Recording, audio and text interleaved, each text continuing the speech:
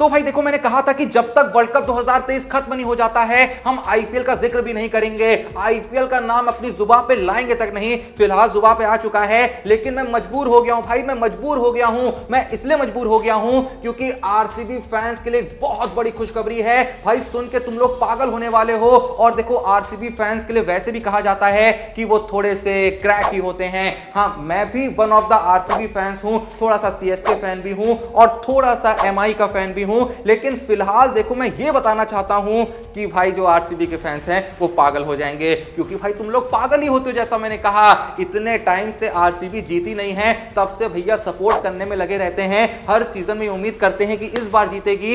ये असल में पागलपन का ही लक्षण है, क्योंकि एक नॉर्मल आदमी इतने टाइम बाद तो उम्मीद छोड़ देता है। लेकिन भैया हम एक क्रिकेट फैन भी हैं और एक क्रिकेट फैन होने के नाते हमें पागल होने में मजा आता है। लेकिन फिलहाल सवाल यह उठता है कि आखिर ऐसी कौन सी बात है जिसे सुन के आरसीबी फैन पागल हो सकते हैं। तो भैया भैया भैया भैया मैं बताना चाहूंगा कि वो जो है जिनका नाम है रचिन रविंद्र, जिन्होंने इंग्लैंड के खिलाफ वर्ल्ड कप 2023 के पहले मैच में बवाल काट दिया था, उनको असल में आरसीबी ने अप्रोच करा है आईपीएल 2024 में आरसीबी से खेलने के लिए। तो अब भैया तुम लोग बताओ, रचिन रविंद्र के आरसीबी में ऐड होने के बाद रचिन के बुरे दिन आएंगे या फिर आरसीबी के अच्छे दिन आएंगे? जो भी तुम्हारा मानना है कमेंट में जरूर बताना। लेकिन भाई खुशखबरियों का जो सिलसिला है वो यहां पे खत्म नहीं होता है। देखो, आरसीबी फैंस की जो खुशखबरी थी वो तो मैंने बता दी, लेकिन देखो, अगर तुम एक आरसीबी फैन हो तो जाहिर सी बात है कोहली फैन भी होगे भाई, 100% होगे, इसीलिए तुम आरसीबी फैन हो। और सेम टाइम पे अगर तुम एक कोहली फैन हो तो जाहिर सी बात है इंडियन क्रिकेट फैन भी होगे। तो आईपीएल को लात मार के किनारे करते हैं, आ जाते हैं वापस इंडियन क्रिकेट पे और आ जाते हैं वापस विराट कोहली पे। तो भाई बस मैं ये कहना चाह रहा हूं कि जितनी खुशी तुमको ये आरसीबी वाली बात सुन के नहीं मिली होगी ना, उससे ज्यादा खुशी तुमको मिलने वाली है अब जो मैं तुमको विराट कोहली के बारे में बताने वाला हूं। उससे सुन के तो भैया भंगड़ा होगा भंगड़ा। पर वो देखने से पहले भाई, अगर तुमने अभी तक डिस्क्रिप्शन और पिन कमेंट में दिए हुए लिंक से टेलीग्राम चैनल को नहीं ज्वाइन किया तो भाई कितनी बार बताऊं, मैं जानता हूं कि तुम अलग अलग प्लेटफॉर्म पे टीम बना रहे होगे, अलग अलग प्लेटफॉर्म पे जाके प्रेडिक्शन वगैरह कर रहे होगे, 100% कर रहे होगे। तो क्यों ना एक्यूरेट प्रेडिक्शन करो ना मेरी तरह। पर मैं सहारा कहां से लेता हूं एक्यूरेट प्रेडिक्शन का? भाई टेलीग्राम चैनल जो लिंक है ना डिस्क्रिप्शन में, जैसा मैंने कहा, और पिन कमेंट में, और जो व्हाट्सएप नंबर दिया है ना, सिंपली वहां पे जाके या तो टेलीग्राम चैनल ज्वाइन कर लो या फिर व्हाट्सएप कर दो। इतनी एक्यूरेट प्रेडिक्शन मिलेगी ना भाई, उस एक्यूरेट प्रेडिक्शन का यूज करके तुम जाके चाहे टीम बनाओगे, चाहे कहीं भी प्रेडिक्शन करोगे, कौन मैच जीतेगा, कौन टॉस जीतेगा, कौन प्लेयर कितने रन मारेगा, सारी एक्यूरेट प्रेडिक्शन ऐसी होंगी कि पैसा ही पैसा बाबू। भैया मेरी बात विश्वास मत करो, मैं बहुत बार कह चुका हूं, सिर्फ मेरी बात नहीं मानने का, खुद जाके व्हाट्सएप करने का, टेलीग्राम चैनल ज्वाइन करने का, उसके बाद तुम खुद देखोगे कि इतनी एक्यूरेट प्रेडिक्शन साला कोई कैसे कर सकता है। क्योंकि भाई वहां जो बंदे हैं ना, 8-10 साल का एक्सपीरियंस है, हलवा थोड़ी है। तो जैसा मैं कह रहा था कि अगर आप एक कोहली फैन हैं और खासकर आप एक इंडियन क्रिकेट फैन हैं, तो अब जो मैं आपको बताने वाला हूं उसे सुन के आपकी खुशी का ठिकाना नहीं रहेगा। क्योंकि भाई फाइनली विराट कोहली ने वर्ल्ड कप 2023 के इंडिया के पहले मैच के लिए अपनी कमर कस ली है, जो मैच होना है ऑस्ट्रेलिया के खिलाफ। और कल के दिन विराट कोहली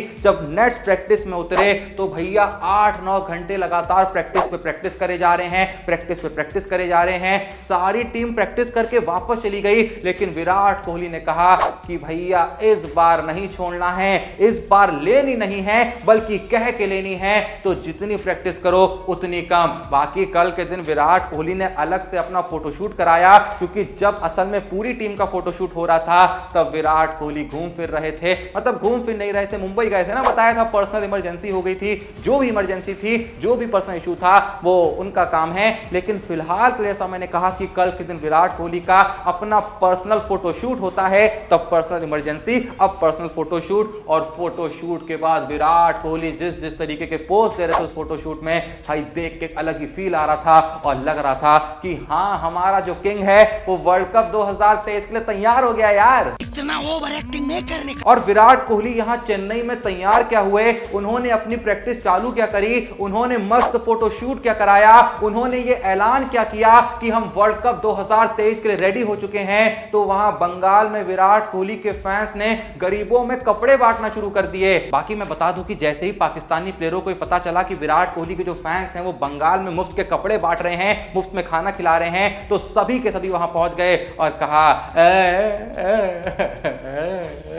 क्या रे भिख मंगिया। बाकी देखो ये तो तुमको अभी तक पता ही चल गया होगा कि जो शुभमन गिल हैं उनको डेंगू हो गया है, जिसके बाद से खबर आ रही है कि पहला ओडीआई मैच जो ऑस्ट्रेलिया के खिलाफ खेला जाना है वहां पे शुभमन गिल की जगह रोहित शर्मा के साथ ईशान किशन ओपनिंग करते हुए दिखेंगे। लेकिन कल के दिन ईशान किशन का एक इंटरव्यू हमारे सामने आता है, उसमें ईशान किशन कहते हैं कि भाई मेरे ऊपर वर्ल्ड कप खेलने का ऑलरेडी बहुत प्रेशर था, लेकिन कल के दिन कुछ ऐसा हुआ कि मेरे ऊपर जो ये प्रेशर था ये और ज्यादा बढ़ गया है, कि कल के दिन जब मैंने अपनी मम्मी से फोन पे बात करी तो मेरी मम्मी कहती हैं बेटा कुछ भी हो जाए वर्ल्ड कप तुम्हें जीतना ही जीतना है। तो ईशान किशन कहते हैं कि अब जब मम्मी ने कह दिया है तो जाहिर सी बात है प्रेशर तो होगा ही ना, वो तो कहो पापा ने नहीं कहा है, वरना तो भैया जो प्रेशर होता है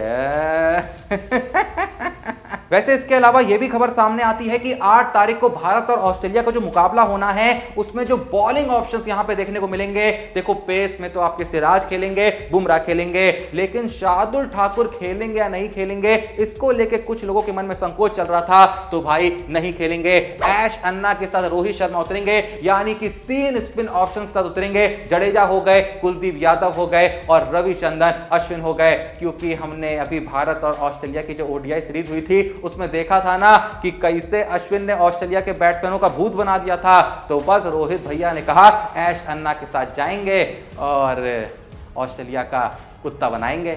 क्या बात है सर, क्या बात है सर। वैसे मुझे रोहित शर्मा से एक और बात याद आ गई कि कल के दिन इंग्लैंड के कैप्टन जॉस बटलर से एक सवाल किया जाता है कि इस वक्त पे यानी कि करंटली पूरी दुनिया में आपका फेवरेट क्रिकेटर कौन है, तो जॉस बटलर कहते हैं none other than Rohit Sharma. और भाई देखो पिछले कुछ वक्त में मैंने ये चीज बहुत ज्यादा नोटिस करी है, मतलब बहुत ज्यादा नोटिस करी है, खासकर पिछले इंडिया के जो 8, 10, 12 मैचेस हुए हैं, यानी कि एशिया कप 2022 के बाद से खासकर मैंने बहुत ज्यादा नोटिस करा है कि जितने भी क्रिकेटरों से सवाल किया जा रहा है कि वर्ल्ड कप 2023 में कौन है वो इंडियन क्रिकेटर जो सबसे ज्यादा इंपैक्ट छोड़ेगा, या फिर किसी से यह सवाल किया जाता है कि आपका करंटली फेवरेट क्रिकेटर कौन है या फेवरेट इंडियन क्रिकेटर कौन है, तो विराट कोहली से ज्यादा लोग फिलहाल जो हैं वो रोहित शर्मा का नाम ले रहे हैं। देखो इसके पीछे एक रीजन ये भी हो सकता है कि रोहित शर्मा की जो पारियां होती है ना भाई एंटरटेन करती है, लोग ज्यादा देखते हैं। मतलब कि अगर विराट कोहली ने 120 रन मारे हैं तो वो 120 रन की पारी उतनी सुर्खियां नहीं बटोर पाती है जितनी रोहित शर्मा की 70-80 रन की पारियां बटोरती हैं, क्योंकि भाई उस 80 रन की पारी में 6-7 छक्के लगे होते हैं जिसे देख के लोगों को मजा आता है।